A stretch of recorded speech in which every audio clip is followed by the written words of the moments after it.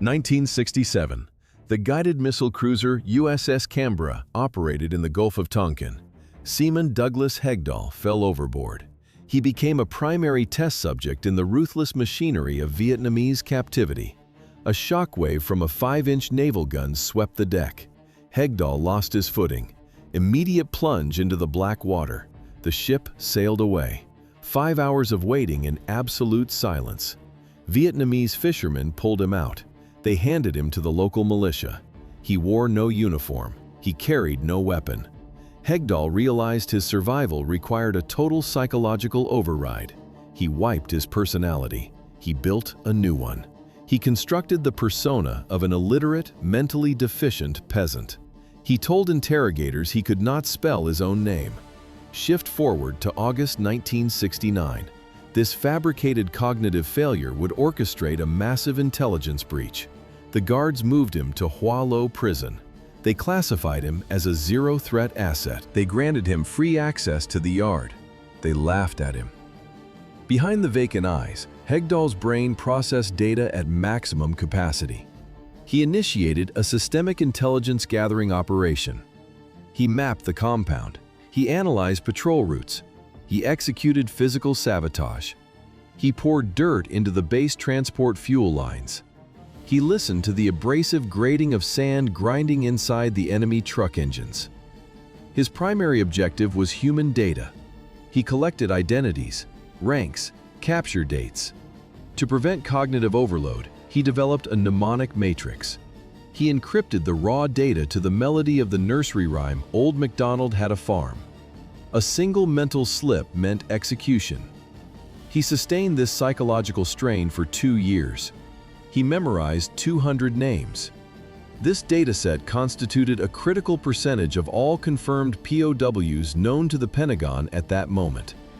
The North Vietnamese released him in August 1969. They calculated a quick propaganda victory. They exported a biological hard drive instead. Hegdahl sat down with naval intelligence in Washington.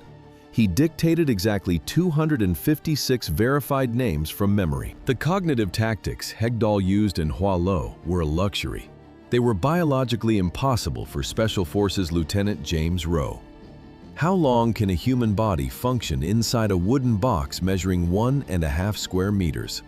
James Rowe tested this physiological limit for 5 years. Guards locked him in a bamboo cage, 3 feet high, 5 feet long. His knees pressed hard against the rigid bars. The spine could not straighten. Muscles locked into violent tearing spasms. A standard burial coffin provides more cubic volume. This precise level of confinement triggers irreversible muscle atrophy within weeks. The air inside stagnated. The suffocating stench of wet mold and raw human waste filled his lungs. Vietcong guerrillas captured Rowe in 1963 in the Mekong Delta. They demanded ideological confessions. They wanted audio recordings denouncing the American military. Rowe refused. The guards shifted to systematic physiological destruction. They weaponized starvation. Daily food rations dropped to a few spoonfuls of dirty rice. A resting human brain requires roughly 20% of total daily energy just to maintain basic cognitive function. Rowe received a fraction of that. His body began consuming its own muscle tissue. Malarial mosquitoes covered his exposed skin in the dark. Tropical heat caused severe blistering. He could not turn. His total body weight dropped to exactly 114 pounds. By 1965, James Rowe's ordeal became a baseline for thousands. Entire infantry patrols simply dissolved into the tree line. In 1965, the enemy killed 1,928 American soldiers. That casualty count represented a standard combat metric. The actual psychological weapon was the missing. The Vietcong executed these disappearances with mechanical precision. A squad stepped off the perimeter. The radio man transmitted a routine coordinate. Then the frequency dropped. Search units tracked the grid. Boot prints stopped abruptly in the soft mud. No distress flares. No expended brass. Recovery teams occasionally located a discarded helmet or a torn map. The physical trail terminated completely. The Department of Defense stamped the empty files with a strict classification: missing in action. For the families, this status triggered a severe psychological condition known as ambiguous loss. A confirmed combat fatality initiated standard military funeral protocols and delivered a folded flag. MIA classification paralyzed relatives in a state of perpetual waiting. The enemy deliberately engineered this uncertainty. Guerrillas dragged captured men alive into undocumented jungle camps. The sheer terror of disappearance dismantled the morale of surviving platoons. Search units recovered 0 bodies. To guarantee those mass disappearances, the Vietcong converted the jungles of North Vietnam into a flawless isolation machine. Why could standard infantry not hold the front? The enemy constructed no defense lines. They weaponized the space itself. Troops arrived in the dense canopy. They found no trenches. They saw no uniforms. Southern guerrillas operating under North Vietnam Command simply dissolved into the ecosystem. They dug complex subterranean tunnel networks beneath the villages. They engineered the forest floor into a psychological weapon. Standard combat tactics failed instantly. Guerrillas rigged unexploded American ordnance into low-level fragmentation mines. They carved bamboo spikes. They hardened the wood with fire and coated the tips in organic waste. A single misstep pierced the combat boot. The bamboo shattered bone and severed tendons. A soldier shifted his weight. The dry click of a taut tripwire in the absolute silence of the jungle. Detonation followed a split second later. Physical destruction triggered immediate psychological collapse. The biological environment broke the survivors. Jungle rot necrotized open puncture wounds within 48 hours. Leeches attached to exposed skin. Extreme heat exhaustion compromised cognitive functions. Paranoia infected the patrol units. Every shadow simulated an ambush. Every patch of dirt required visual clearance. The constant calculation of fatal vectors dismantled the human nervous system. The personnel subjected to this sensory overload lacked the psychological shielding of hardened veterans. The average age of an American infantryman in this environment was 19. 385,000. Despite the bamboo traps and dead signal zones, the Pentagon funneled this exact volume of human resource into the jungle. The escalation followed a rigid formula. In 1965, Washington authorized the initial surge. Command shipped 180,000 soldiers across the Pacific. The logistical footprint required massive infrastructure. The Military Sea Transportation Service mobilized entire fleets.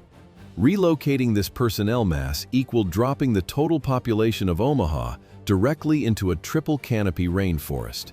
The bureaucracy prioritized advanced hardware. Quartermasters issued automatic M16 rifles. Signal officers strapped 24-pound PRC-25 radios to the infantrymen. Planners expected a high-tech mechanized victory. But the primitive biome instantly neutralized the engineering. Mud and carbon jammed the modern firing pins. The dense vegetation swallowed the radio waves. Politicians drafted memos about containing communism. The logistics machine simply processed bodies. Clerks tracked the influx on administrative spreadsheets. Convoys left the ports. Battalions vanished into the tree line. The operation became a pure mathematical exercise in human replacement. The combat zone demanded constant reinforcement. By the end of 1966, the final inventory of deployed troops reached 385,000. Those 385,000 soldiers marched blindly. They patrolled directly above a subterranean labyrinth. 150 miles of underground holding cells operated beneath the jungle. Where do you hide prisoners of war without concrete or barbed wire? The Vietcong buried them 30 feet deep. The network stretched across Cu Chi, Ben Cat, and Tay Ninh. 150 miles. Guerrillas dug this entire distance by hand to isolate human targets. The length equaled the exact geographic distance from New York to Baltimore. At a depth of 30 feet, the passages shrank. The tunnel width measured exactly 3 feet. Shoulders scraped the raw dirt. Capture triggered a mechanical sequence of live burial. Guards bound the prisoner's wrists with coarse cord. They secured the ankles to eliminate mobility. Then came the descent. Guards dragged the captive head-first down a narrow vertical shaft, forcing his bleeding body through the crushing earthen bottleneck. Finally, they locked him inside a carved dirt capsule. The cell was barely large enough to sit upright. The environment weaponized the human respiratory system. The air was stale. Heavy tropical moisture saturated the confined space. Immediate oxygen depletion triggered reflex hyperventilation. Lungs pumped rapidly against the tight earth. Inmates gasped for breath while inhaling the suffocating stench of raw mold and human waste. Total blackness filled the dirt vault. The tunnel infrastructure provided an absolute acoustic seal. Down in these vaults, wired loudspeakers inflicted more damage than bamboo rods. In 1970, Air Force Captain John Dramisi faced this exact engineering of despair. How do you force a trained pilot to read a text of treason? You sever his connection to reality. Enemy forces captured Dramisi in 1967. 3 years later, he launched an escape attempt. Guards recaptured him. The camp commander initiated a calibrated punitive protocol. Over one single month, interrogators executed more than 100 documented beatings. That equals 3 severe physical traumas every 24 hours. This mathematical frequency achieved a specific biological result. It guaranteed absolute sleep deprivation. Physical collapse served merely as the preparatory phase. Wall-mounted loudspeakers hummed with the sharp crackle of static electricity. The transmissions started. The voices spoke perfect English. They delivered a standardized narrative. The United States had withdrawn. The Pentagon had erased their files. To bypass psychological defenses, guards distributed forged mail. These letters contained the actual names of the prisoner's immediate relatives. They listed accurate home addresses and specific, private biographical facts. This exact data integration eliminated any doubt of authenticity. The typed pages informed soldiers about remarried wives and dead parents. Once the subject's reality shattered, the extraction phase commenced. Guards dragged compromised personnel into makeshift broadcast studios. They positioned them in front of active microphones. Officers presented written scripts condemning the American command. Prisoners had to read the text clearly. Refusal triggered immediate strikes with wire whips. Interrogators dragged Dramisi into the recording room.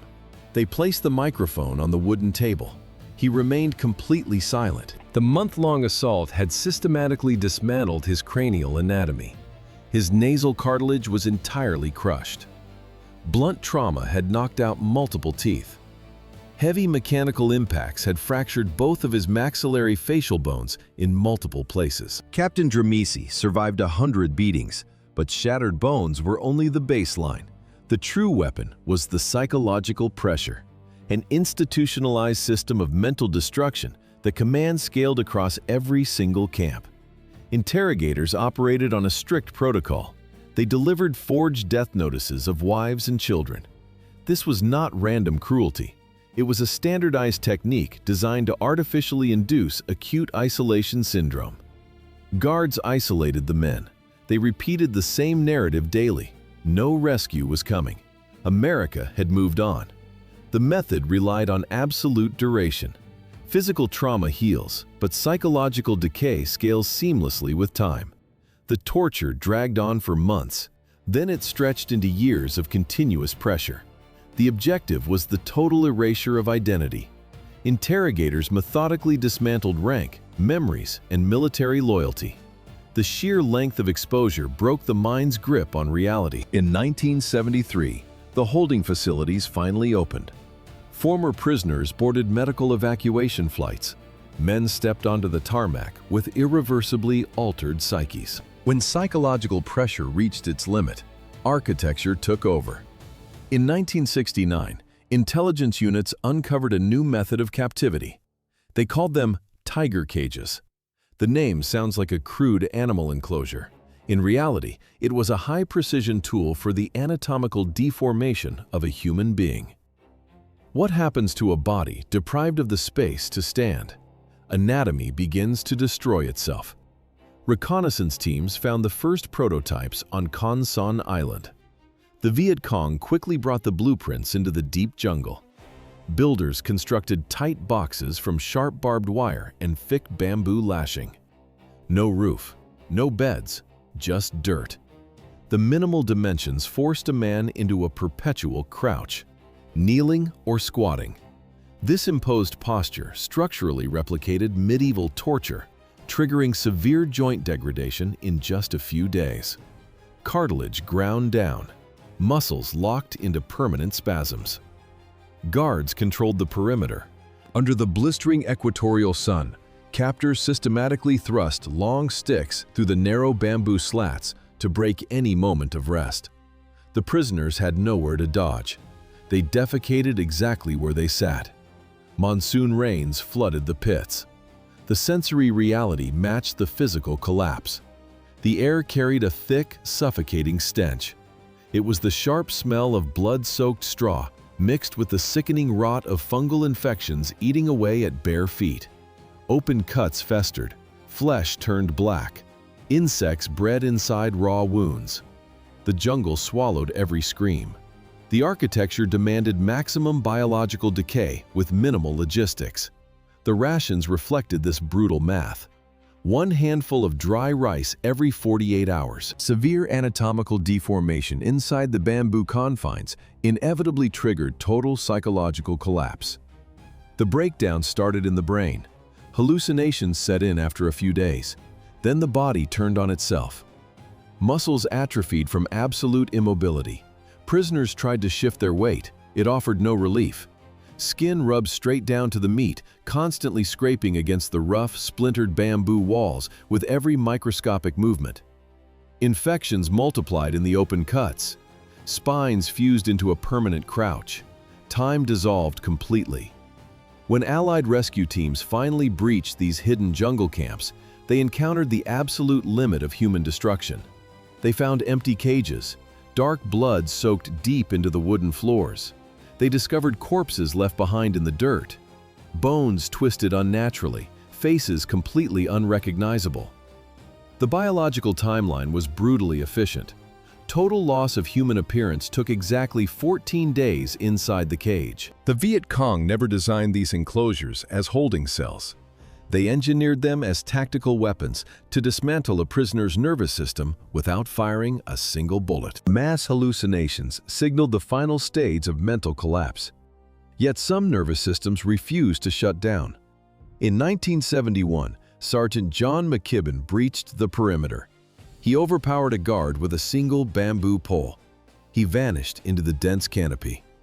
5 days of strict biological survival followed.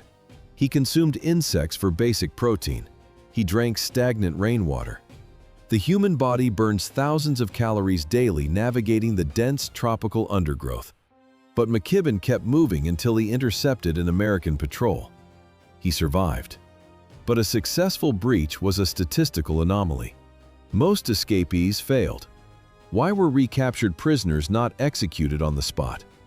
Their mutilated bodies functioned as a precise anatomical threat to the remaining captives. Death was a rapid release. The system required a prolonged deterrent. Retaliation became a mechanical procedure. Guards tied recaptured soldiers with heavy ropes. They stripped the men entirely naked. They attached the lines to the rear frames of motorbikes. Engines revved. The vehicles accelerated down unpaved dirt tracks.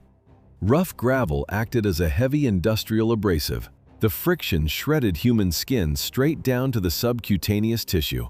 Muscle fibers tore open against the rocks. Captors deliberately shattered limbs to prevent future mobility. Then the medical phase began. Guards reset the fractured bones manually. No anesthesia, no sterilization. The dry crunch of bone fragments grinding against each other cut through the damp air. This was not primitive medical care. This was documented surgical torture. Forcing unmedicated bone realignment causes a massive simultaneous overload of pain receptors and immediately triggers clinical shock. The subsequent medical neglect was highly calculated. Guards deliberately left the open lacerations to rot in the humidity. Necrotic tissue and severe infection ensured the secondary torture phase registered significantly higher on the pain scale than the initial trauma. The captors simply waited for the damaged tissues to stabilize just enough to bear basic body weight. Once a prisoner could stand, the guards restarted the starvation and beating cycle. Those who survived the cages and the escapes faced a new reality by 1970. Their shattered bodies found a strictly tactical application. The Vietcong needed a defense against relentless bombing campaigns. They found it in the isolation camps. Guards dragged broken men out of their cells. They hauled them onto the roofs of transport trucks. Ropes secured their wrists to the steel frames. The mechanics were brutally simple. An American prisoner became a kinetic shield. Shift the perspective thousands of feet up into the cockpit of an American reconnaissance plane. The pilot scans the jungle canopy and spots a weapon convoy moving down the trail. Target locked. Then he looks closer. Through the optics, he sees men in torn American uniforms. Ropes bind them directly to the hostile vehicles. This biological armor forced a lethal calculus. The human shield tactic compelled U.S. pilots to instantly calculate complex ballistic trajectories and the exact blast radius of their payload. A split second of hesitation meant losing the target. A slight miscalculation meant dropping high explosives on their own brothers. This calculus completely neutralized American air superiority in these designated sectors. Commanders immediately canceled attack orders. Strike aborted. The convoys rolled forward untouched. The enemy slipped away under the cover of American flesh.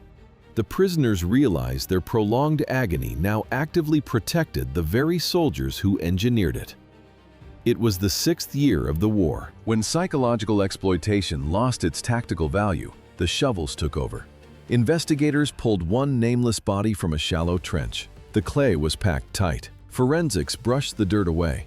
The corpse wore dirty civilian rags, but the skeletal metrics matched an American prisoner of war. Examiners turned the skull. A clean bullet trajectory pierced the occipital bone. The visual contrast was absolute. Rotted local fabric draped over the remains. Beneath the frayed sleeves, deep ligature grooves cut straight to the wrist bones. Bare wire had bitten deep into the ankles. Captors had bound the men securely before pulling the triggers. Other remains displayed massive cranial collapse. Forensic anthropology provided a precise reading. A depressed skull fracture from a shovel or rifle butt leaves a specific osteological signature. The bone crushes inward under directed blunt force. High-velocity combat shrapnel tears through or shatters randomly. This structural bone data undeniably confirmed extrajudicial execution, not crossfire, not artillery.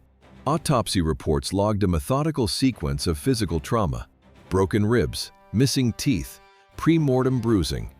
Guards engineered these silent liquidations under the deafening cover of the Tet Offensive. The urban battle raged for 26 days. Above ground, explosives leveled the infrastructure. Below the rubble, execution squads systematically eliminated hidden prisoners. Military authorities initially attributed all missing personnel to battlefield chaos, but the forensic evidence proved a deliberate purge. Interrogators had smuggled these specific men into the city zones in secret. Official combat casualty lists for the entire operation never included their names. Over 2,800 bodies filled shallow trenches and abandoned structures. Those hidden American remains in Hue operated as just one small cog in a massive liquidation framework. In January 1968, the Tet Offensive targeted over 100 urban centers simultaneously. How do you hide mass liquidations in the city center? You cordon off residential districts for a month and declare everyone undesirable an enemy of the revolution. The Viet Cong occupied the cultural capital and established a systematic extraction grid. Logistics replaced battlefield chaos. Assault units locked down entire neighborhoods. Perimeter control was absolute. Nobody got out. Hit squads advanced block by block with pre-compiled manifests. They extracted government workers, police officers, and priests. Entire families vanished overnight. The operation required secure disposal sites. Guards herded the civilian targets into enclosed gardens and vacant lots. Hundreds of victims stood beside open dirt pits. Operatives tightly bound their eyes with crude blindfolds, tearing the fabric directly from the captives' own everyday clothing. The purge maintained strict mechanical efficiency. Executioners delivered point-blank gunshots to the head. When the extraction teams needed to conserve ammunition, they shattered skulls with rifle butts and entrenching shovels. The Vietcong needed to permanently erase the evidence of mass urban executions. In 1972, they moved the surviving prisoners across the border into the Cambodian jungle. The United States military steadily withdrew its ground troops from the theater. Cambodia officially maintained a neutral stance under the Geneva Accords.